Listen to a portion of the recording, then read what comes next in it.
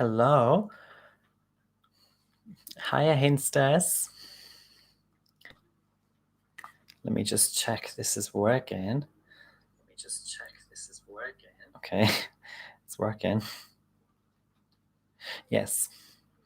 Brilliant. Hello, everyone. Welcome if you're just joining in the live stream. Say hiya.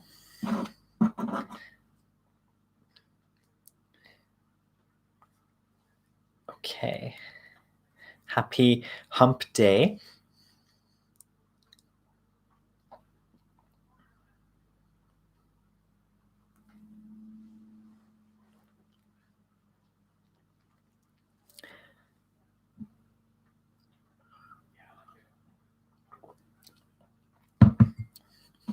Alrighty, welcome to the first part of this series, this stream series, which is going to be called The Moon Through the Houses. So what I want you to do, first of all, is to bring your moon sign and the house that it's in, find out what house it's in as well, and bring your heart for this moody journey through the houses. And this is going to be part one of a 4-part series. So today we're just going to be talking about the moon in houses 1, 2, and 3. And if you are just tuning in live, do say hello in the chat so I know that you're there and you can participate in the conversation. Okay, let me just see. Happy Libra season, by the way. Happy Libra season and happy solar return to any Libras that are watching, especially. Before, by the way, we get into today's request video topic, which, as you know, is the moon through the houses, I want to take a wee amount of time, a wee moment to let you know that if you want a birth chart reading or a consultation, you can check out my services at hinnyhigh.com or email us at queerhinny@gmail.com. And I also just made a new Twitter account, which is Hinnylicious or Hinnylicious. Okay, so Hinny and then Licious from Delicious. So if you're on Twitter, go and follow. And if you're on Instagram, you can follow me at queerhinny. So do follow us there. I do sometimes post and have stories and whatnot.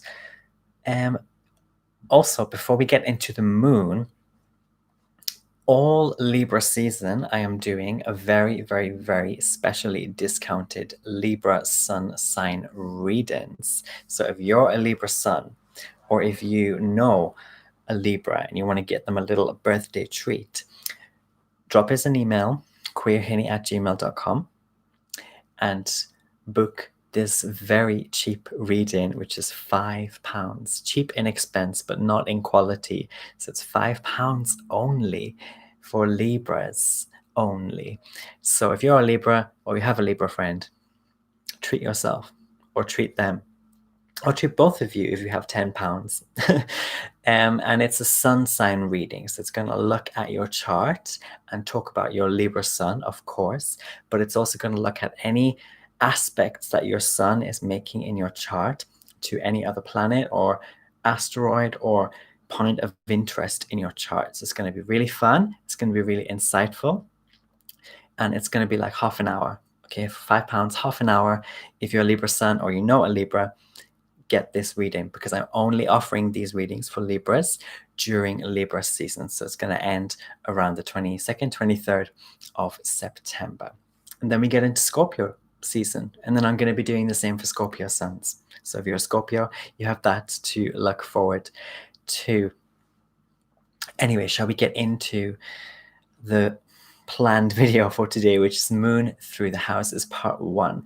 If you're just tuning in, say hiya in the comments. I'd love to hear from you and to hear what your moon sign is.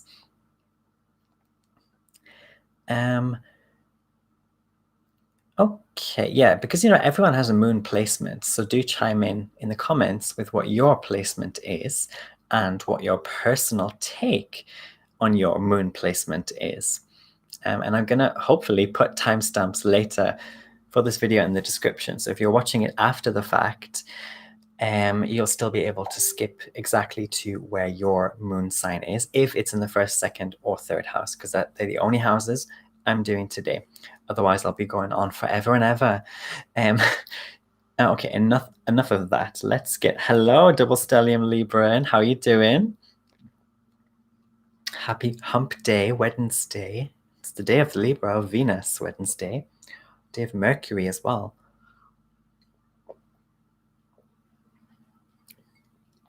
And your life path ruler, or one of your planet rulers, Venus, is like 27 degrees in Leo now. So it's really getting into that Leonite boiling point, Venus. Brilliant. Sizzling up with those Leo energies. And Venus, I believe, is still trining Mars. So it's making today, it made yesterday as well. Yesterday, today, and a bit of tomorrow is going to feel a bit softer, a little bit easier, a little bit gentler, you know, because Mars is retrograde and squaring those planets over in Capricorn, Jupiter, Pluto, and Saturn. So it's been a very, very, very, very, very tough few months energetically. But we soldier on, and Venus makes it all the better, all the sweeter.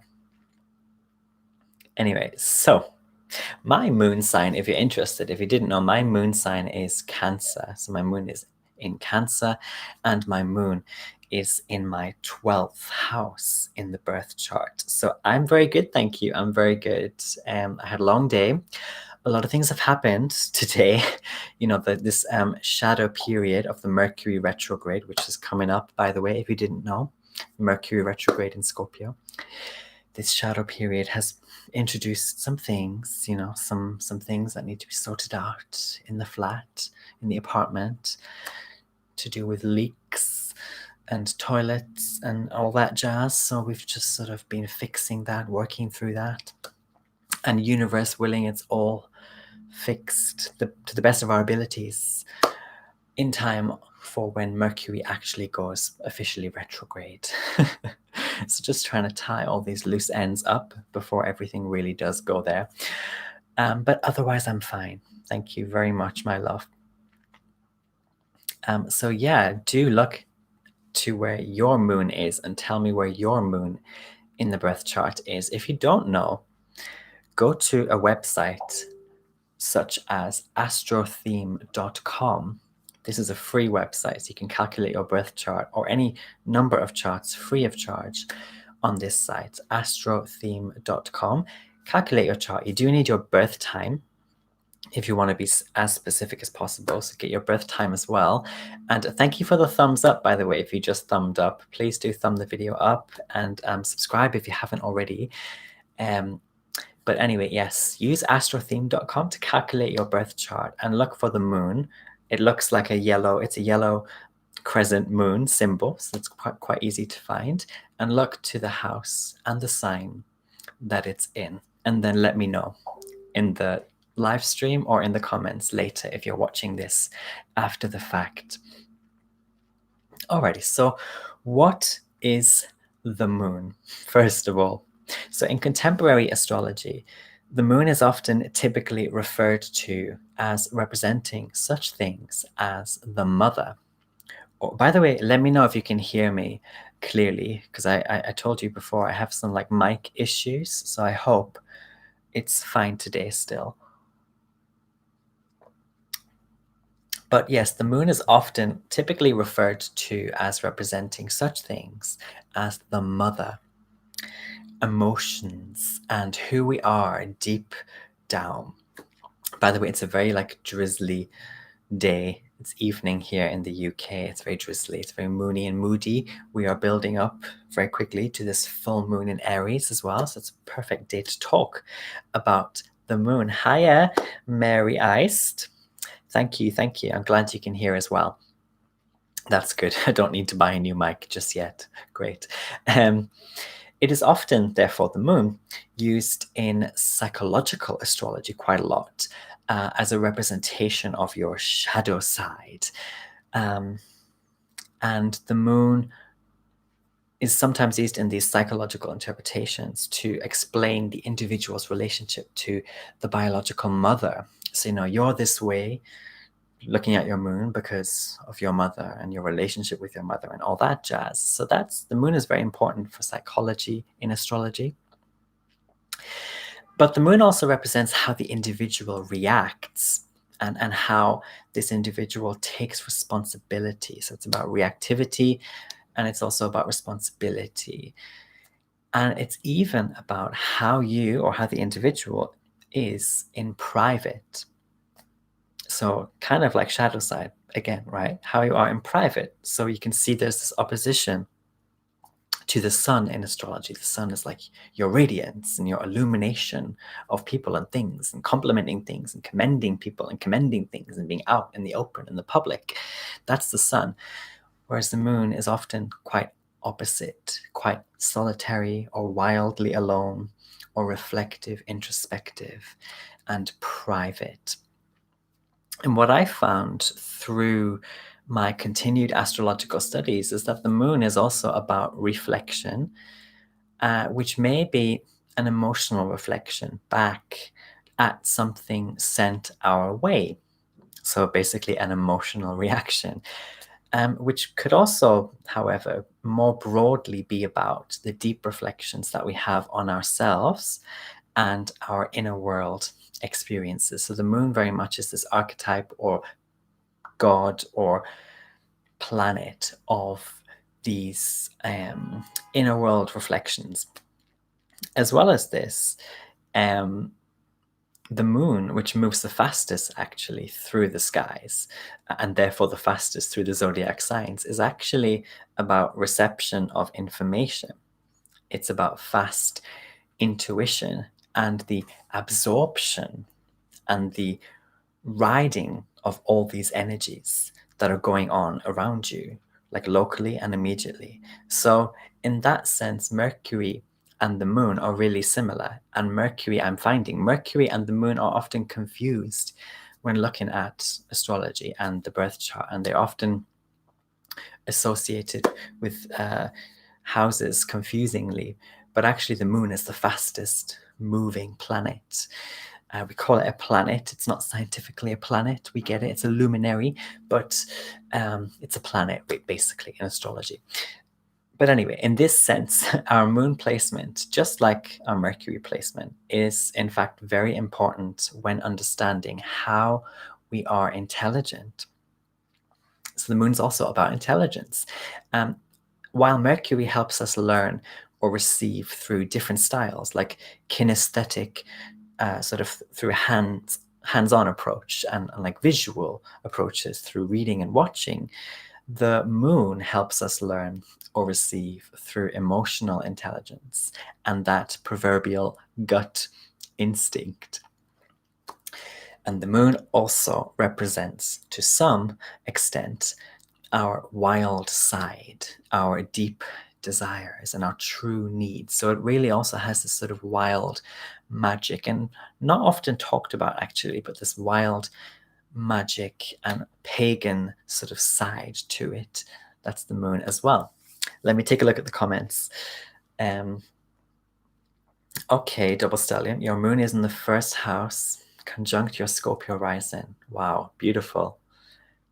Very moon-like face. Yeah, they say this about the moon, like moon rising people. Yeah, moon face, like very literal. Big eyes, soft feminine features. And Mars is there as well. Yes, you can choose how you want to appear. Or it's that mixture of like wild and fiery. So it could be like a fiery god in the middle of the night sort of appearance. Okay.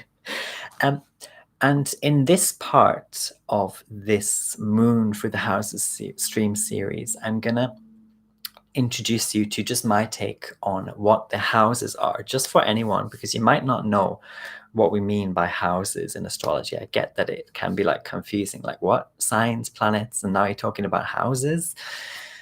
So this part is also going to introduce that before we go into specifically houses 1, 2, and 3. So this is also going to give you some time to calculate your chart, look at your chart, and find out which house your moon is in. But yeah, what are houses in astrology? Well, to me, houses are the most important thing in the birth chart, actually, before the planets and signs in the and any other point like the rising descendant. Although these parts are very important as well, the houses kind of come first. And so, while all else may well move over very short or incredibly long periods of time, so all these planets move, the houses don't move. You can think of these houses as being what the astrologer Deborah Houlding calls temples of the sky. And that's a book, by the way, that you might have or you might be interested in getting if you like to read. It's called Temples of the Sky. And I really have to give my appreciation to the astrologer Nate, who writes the blog Soul Friend Astrology. That's where I discovered this book. I'm going to link Nate's blog below, so you can check it out if you want. But essentially, Deborah Houlding's Temples of the Sky, each represent, these temples represent a set of themes that are taken on by any planet that is transiting through that temple, or any planet that was in that temple at the exact time of your birth, or at the exact time of some other event, or the exact time of a particular place or space being created, and so on. Some of you know I practice a very holistic sort of astrology, which isn't just about people, but also places and events, because they also have their own birth charts, essentially, and therefore their own set of 12 houses or temples, to take Deborah Houlding's language. You might also know that I use the Placidus house system for calculating birth charts. That's just the system I'm most comfortable with at the moment. That resonates with me and works more. But this system divides the chart into 12 houses. But these houses are not necessarily the same size because of this system. Some systems, the houses are all equal sizes. So do take that into account. And very soon I'm going to go through all 12 houses, or in this series, rather, I'm going to go through all 12 houses in relation to the moon, so that you can also pick up the specific themes of each house. But in case you didn't already know, you need to know your birth time to figure out your rising or ascendant sign, which is going to then be the point that kicks off the beginning of your first natal house. So you see why we need the rising sign before we can even know our houses. When we have the birth time and the rising sign, we can therefore see which of our natal planets are in which houses. And in today's case, we're interested in the moon. And you can use, again, as I said earlier, if you're just joining, you can go to the website astrotheme.com or some other free calculator to figure that out. But by knowing where your moon is exactly, you can figure out which themes you are already innately channeling your lunar powers into. And you've been doing that basically since you were born, babe. And by knowing where the moon is right now as well, because the moon, as I said before, moves really fast, taking less than 3 days to move through a tropical zodiac sign. By knowing this, where it is now, you can figure out which themes the moon is perhaps introducing into your experience and your life right now. And especially if you're like a Cancer rising or a Cancer moon, or even a Cancer sun, this is very important to know where the moon is right now. So before we get into the moon through each of the houses, I would like also to suggest that you take a look at any other planets that might be on the same degree or really close to your natal moon, and any aspects that other planets or significant points or bodies are making to your moon. And also, of course, which zodiac sign your moon is in. These additional factors will they'll sort of color your personal moon placement, meaning that the descriptions of house themes that I'm about to give you could be more of a focus for you or less of a focus for you, depending on what else is going on for you and your natal moon. For example, you might have a moon that's very like so-called weak in your chart because it's been like squared or opposed by all these other planets. So it's kind of like the moon cannot really engage as effectively or is there's lots of challenge in the house. Or you might have a moon that has no aspects to any of your other planets, and so the moon is able to behave how the moon wants to, and the moon is very independent within that house. Or you have a moon right next to your Mars, like I think, was it, yeah, double stellium said that, right? The moon conjunct Mars. So you have a really close conjunction. Then this is how I theorize it, but those planets are working together kind of as a team to tackle the sort of mixing, to tackle the themes of that house. For good, bad, or ugly, remember? We always talk about that on my channel. For good, bad, or ugly. No placement is necessarily good or bad. It's just how you, as that X-man, woman, X-person with these innate powers, it's how you are choosing to use, with your free will, choosing to use your astrological magic. Okay, so let's begin into the natal placement of moon in the first house. Or you could call moon in the first house people moon rising people or moon ascendants. And let me just check the comments before I proceed. And if you haven't already, do share your moon sign. I would love to know. Mine's Cancer. If you're just joining, I'm a Cancer moon. And I'm very moody because I'm also a Cancer rising. Sorry. Fiery god in the middle of the night. Yes. That was what immediately came to me. Double stellium. Moon and Mars. Yeah. Or very like tempestuous. Oh, and your moon is conjunct Pluto. Wow. Okay. Ugly emotions that you're trying to work through. Yeah, that seems to make sense with Pluto there. Like Pluto, we know, likes to dig into the deep dirt of it all and to see what is there and to tell you exactly what's there and to tell you that it came from inside of you. That's Pluto. And Pluto pulls no punches. Pluto is much more severe than Mars. Okay, but moon in the first house or moon rising ascendant people. So the first house pertains to such themes as you as an individual, your physical body, clothes even that are on your body, and all the people, things, and ideas that you personally are into or that you resonate with. I also interpret the first house as representing your personal world view. And a lot of you who've been following me, you know this well. The first house is also about your personal world view, like Simba atop the cliff, looking across that vista of everything that's going on and everyone that's part of it. That's your perspective. It's your view. It's your first house stuff. So yeah, imagine you're Simba from The Lion King, okay, with the first house on top of that cliff. This is you, and it's where you've been placed in the world. Naturally, then, the way in which you, what did I want to say? The way in which you have been individually placed by the universe determines a great deal of your aura and the first impression that you have on others. Technically speaking, the first house is, as I mentioned earlier, it's kicked off by your rising or ascendant sign.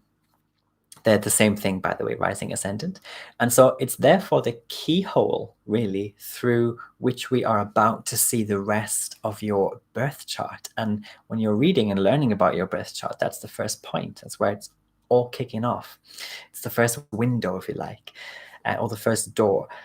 And then you can go house by house. As such, first house astrology also does deal with beginnings.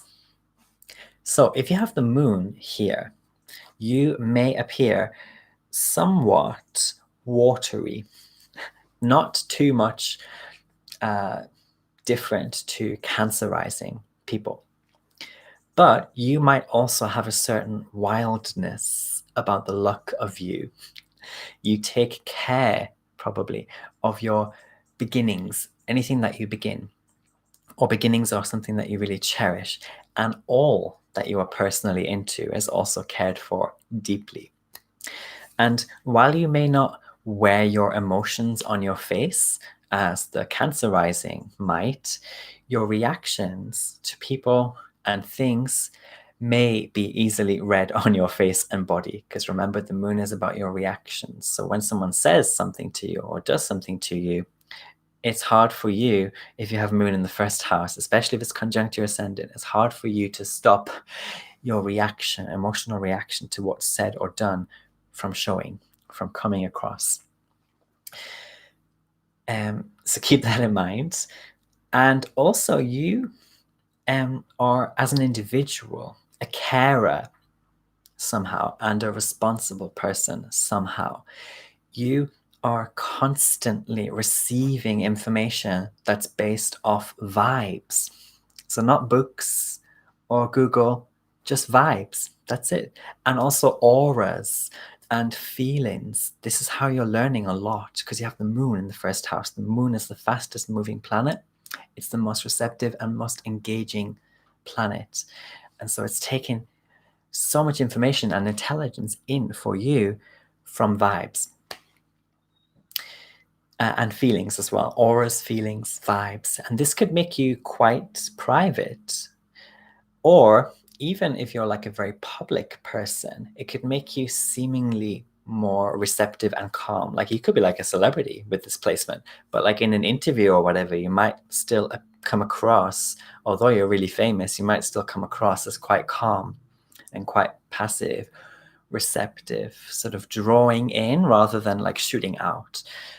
That could be how you come across. And it would not surprise us if you were especially clairsentient, so you can just psychically intuit and psychically learn as an individual from the vibes around you. And as I said earlier, there's this moody or wild way in which you view most matter. And so you might often be off somewhere else. In this sense, it's a little bit similar to having like Neptune in the first house. And there's this sort of, it's because of this reflecting within that you're going to be experiencing with this placement always. And also a remembering within, and also a focus on protecting yourself, or even sometimes it plays out as wanting to protect your physical body, because that's the first house as well. It's you as an actual body, as a vessel in the mundane world or on this tangible plane. Okay, so that's the first house. Let me just take a look at the comments.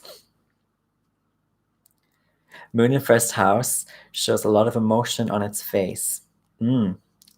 I always say, if I don't verbalize my feelings, you'll be able to, yeah, you can, people might well be able to read you like a book.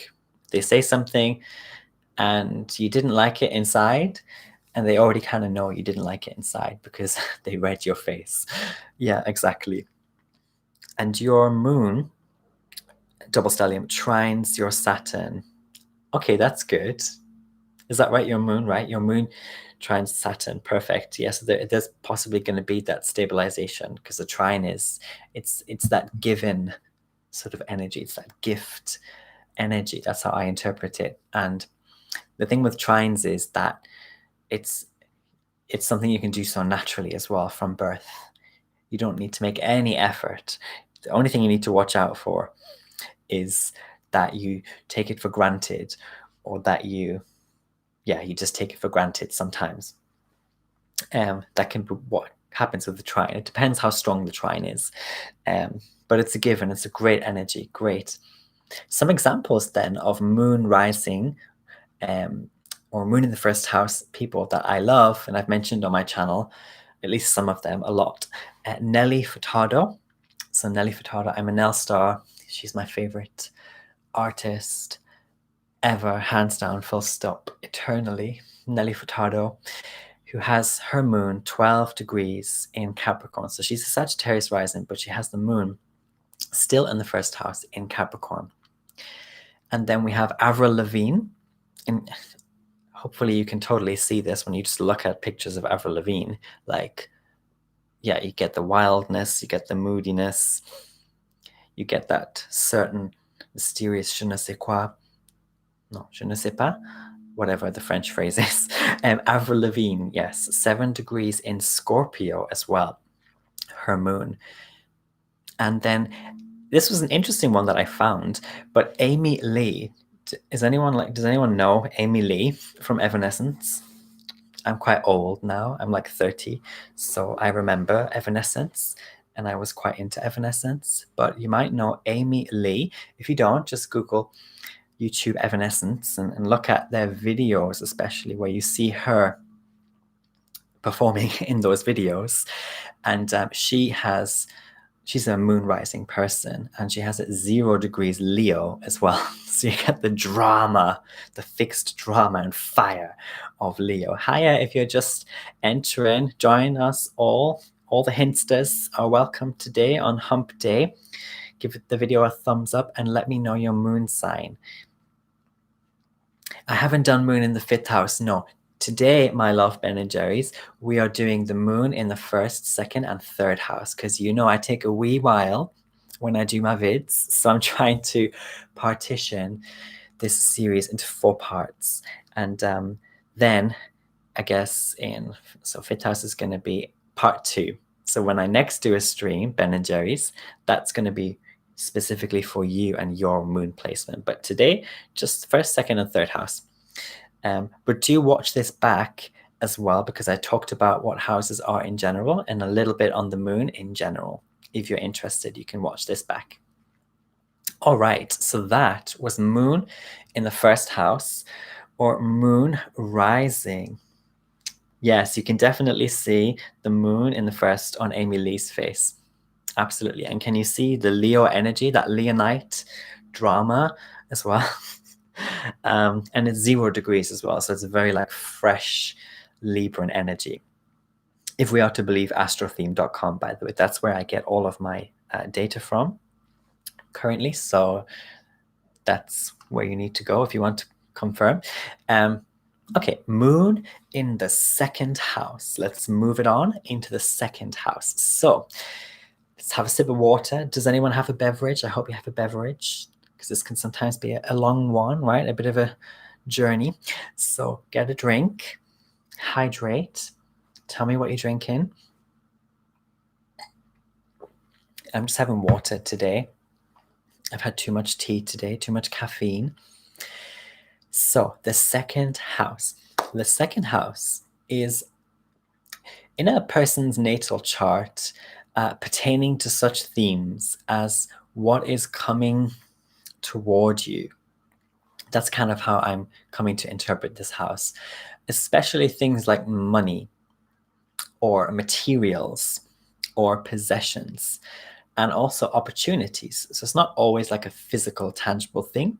It could just be an opportunity or an offer that is coming your way or could really come your way soon. This is like 2nd house stuff. And this house also seems to deal with things that are within your reach that relate to latent abilities or latent talents. And so you can unlock things like talents if you just try, basically. If you just dig a little bit, if you just try, if you just invest a little bit, this latent talent or ability can really blossom. This is also like a kind of 2nd house theme. Or if you just apply yourself to something, to a situation, to a relationship, to a contract, then things will just come to you easily. And that could be money, it could be materials again, it could be offers, opportunities. So we can get lazy with our 2nd house stuff, basically. When you have stuff, you have your money, you have your purse, your wallet. Okay, see you next time. Double Stellum Libran. Thank you very much. See you in the next one. So you might be lazy or neglectful of your stuff, right? You have stuff and you just, once you've bought it or once it's come into your possession, you can forget over time how important it is for your stability or for your value, your sense of quality of life. So if you are not treasuring these blessings, then your 2nd house starts to have issues and you have to go back into your 2nd house and work on those issues. But according to Kevin B. Burke, who I'm also going to link in the description later, an astrologer blogger, this house also includes any possession, and I found this really cool, but any possession which you can pick up. So that's a good way to remember what the second house is about. So that's anything like your books, your chairs, your dog, maybe not your dog, that could be sixth house. I don't know. It's a pet, but it's also kind of your personal possession. But anyway, things you can pick up, like your money, but not things that you can't pick up. So not your house or your apartment, even though that's your property, that might not actually be a second house thing for you. So you can't pick it up yourself, not second house. And in contemporary astrology, this house is also, I'm finding, often associated with how you spend your money and therefore your self-esteem in association with money and material and your personal values even.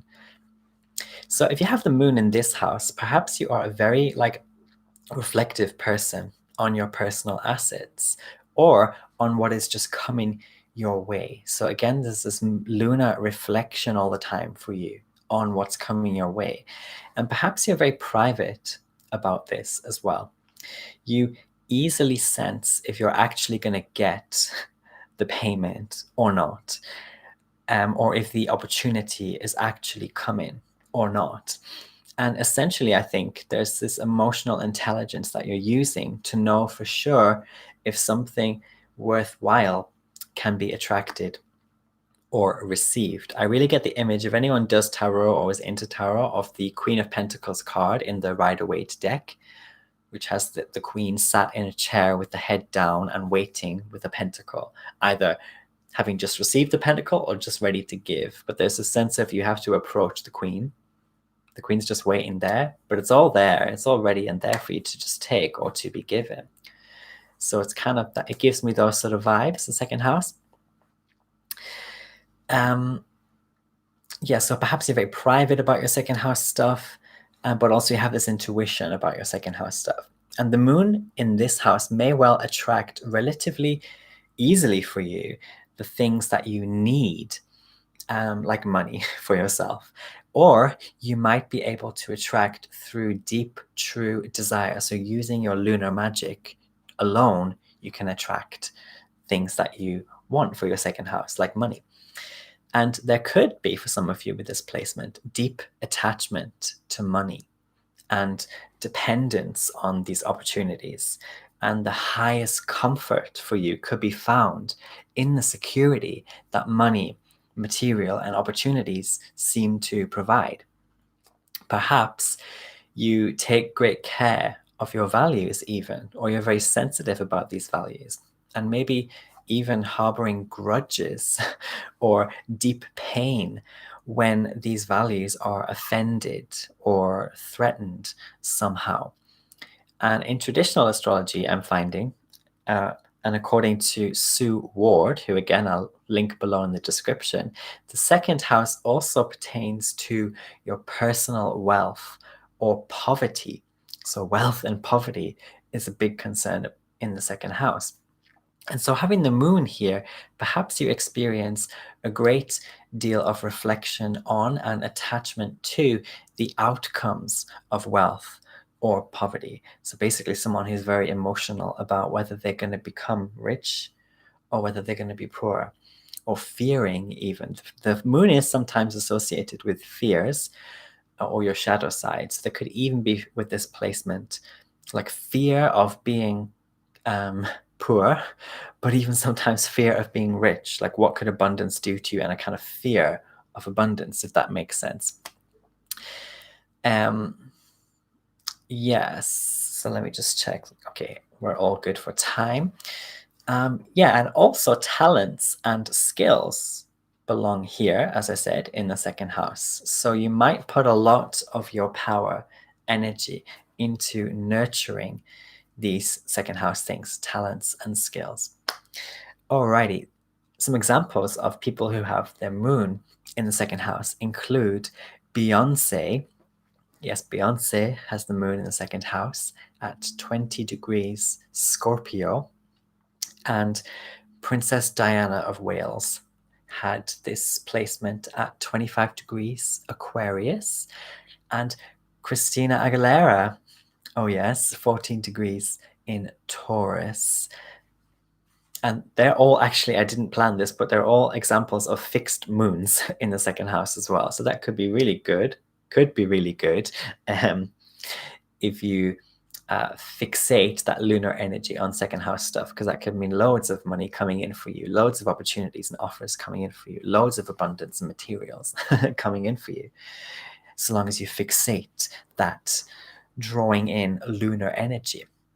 Okay, such a homey vibe. Yes, I have my little blanket here because we are doing the moon through the houses stream series here. So I want you, wherever you are, if you can, to be cozy on your couch or in your bed or with your blanket, and just get into the energies of the moon, which is all about comfort and fulfilling your desires and your needs, and just letting yourself draw in more instead of trying to go out more and seize and get and attack and express. You don't need to. Sometimes you just need to like be in yourself. Yeah, laying in bed. Exactly, Ben.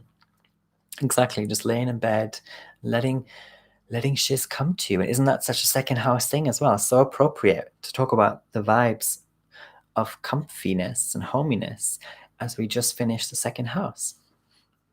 Okay.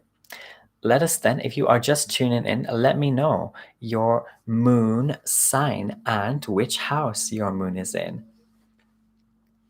Okay, so this is the final house of this part of the Moon Through the Houses series, the third house.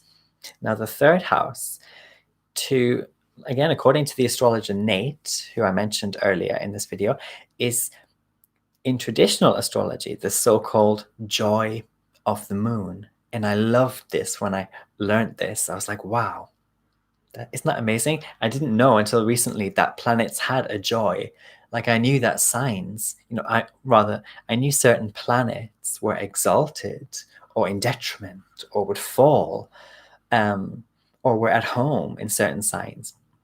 But I didn't know about this whole joy of the houses thing. And that's such a brilliant layer of astrology and of your birth chart that I think, if you don't know already, you should delve into, because it really changes the perspective on a lot of your natal placements, because you might have been told something different, and then when you learn this traditional astrology, you're like, oh my god, this is the truth actually, and this is actually much more making sense.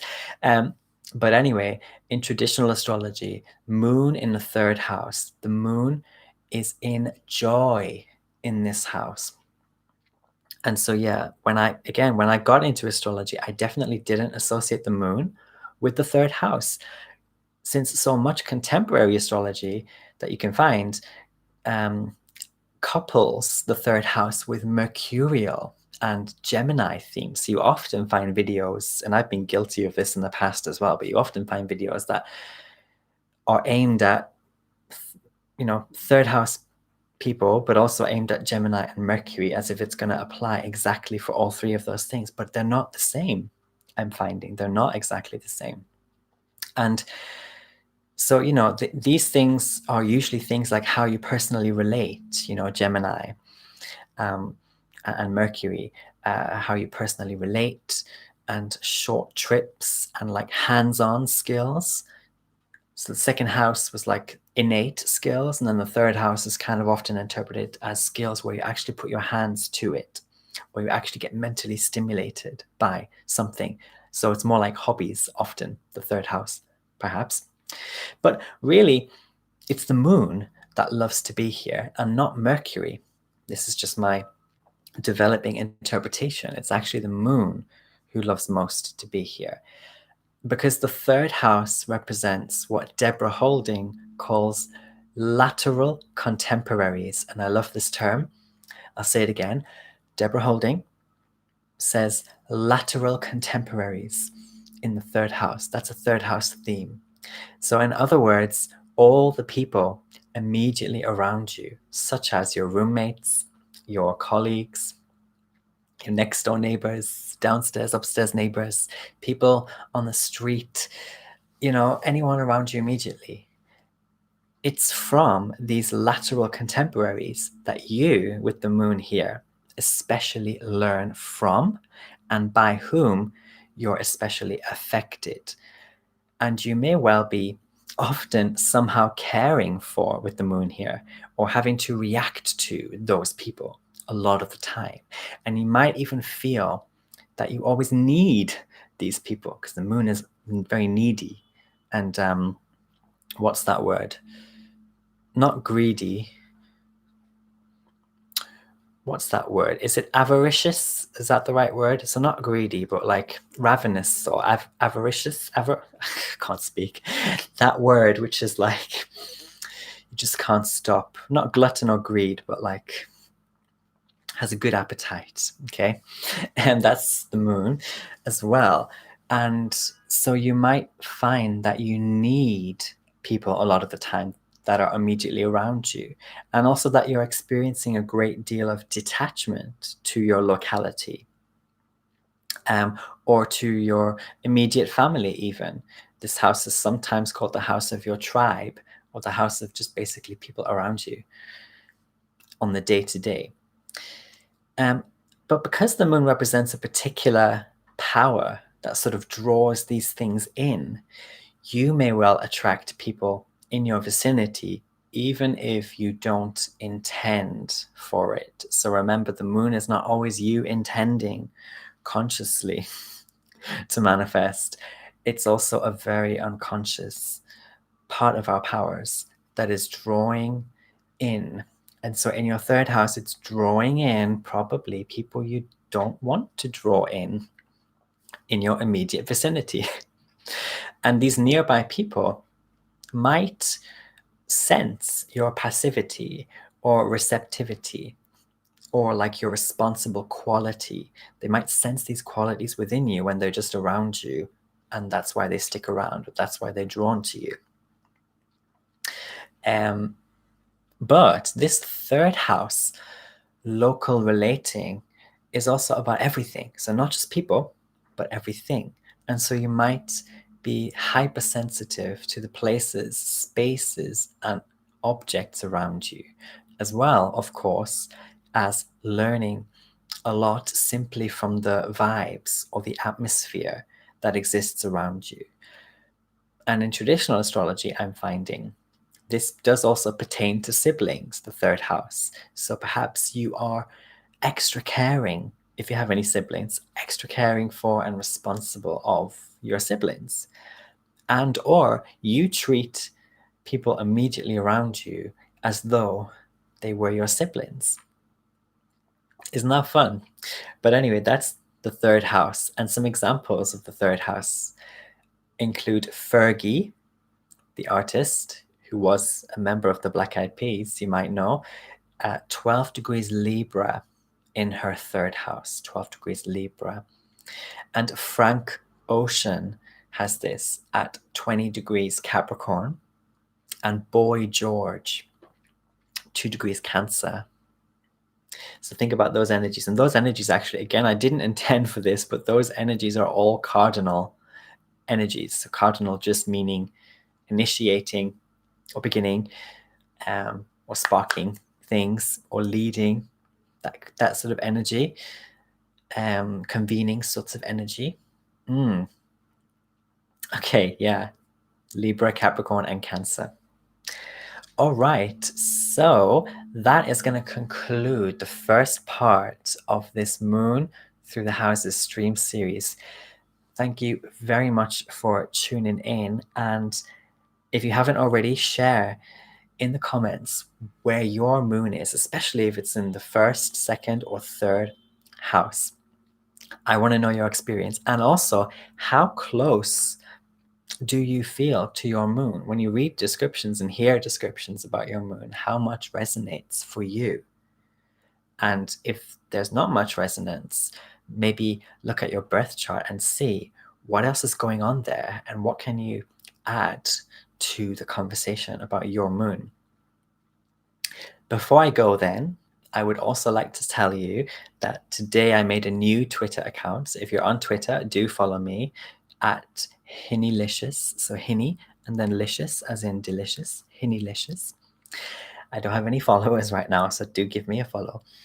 And also I'm on Instagram, of course, at queerhinny. And if you haven't subscribed, please subscribe. If you like what I do, it would be really radiating for me and give me lots of energy and support if you subscribed and if you thumb up and all that jazz. Finally, if you're a Libra sun, or if you know a Libra sun, all Libra season, I'm giving £5, which is about $5.50 roughly. I'm giving £5 readings for Libras and Libra suns for all of Libra season. So the sun sign readings is like half an hour. I just tell you all about your sun in your birth chart and what the aspects being made to your sun mean in your birth chart. And then also, of course, what Libra season this year of 2020 is going to be like for you, Libra sun.